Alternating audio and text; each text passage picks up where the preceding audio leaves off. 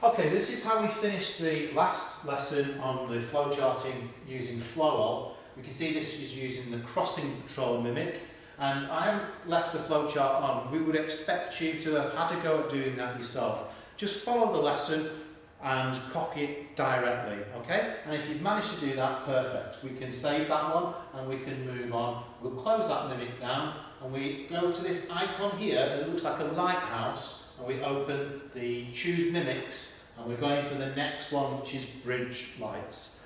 And that follows on from our introduction to traffic light flowcharts. Now we can see it's a little bit confusing, but on the right hand toolbar we have 1 green, amber and red, and 2 green, amber and red, and it actually controls 2 separate sets of traffic lights. This first set of 2 are on one side of a narrow bridge, and the second single one is on the far side of a narrow bridge. It gets rather confusing at first, so let's just focus on these 2 lights here, which are effectively the 1, amber, green and reds. And we'll just look at these 3 this morning in this lesson. And that's going to control these traffic lights. Now, do you remember how to start a flowchart from your last lesson?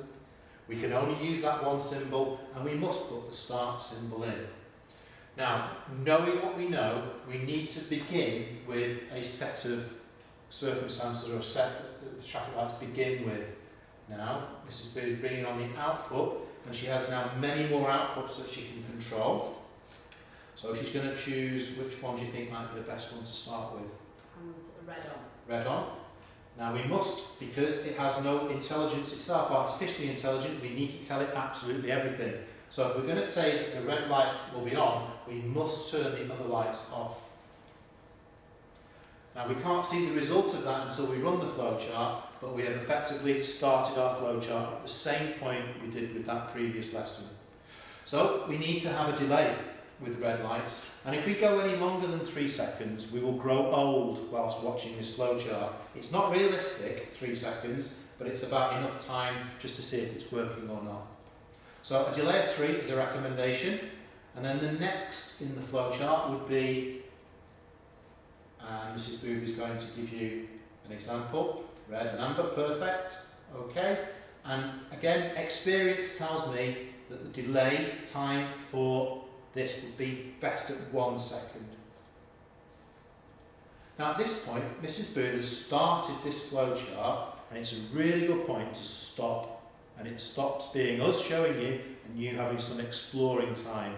Can you, to complete this lesson, finish the flowchart, bring it back to the start, and then press run so that your flowchart, your mimic traffic lights work perfectly. That's the objective. Now have a go on your own.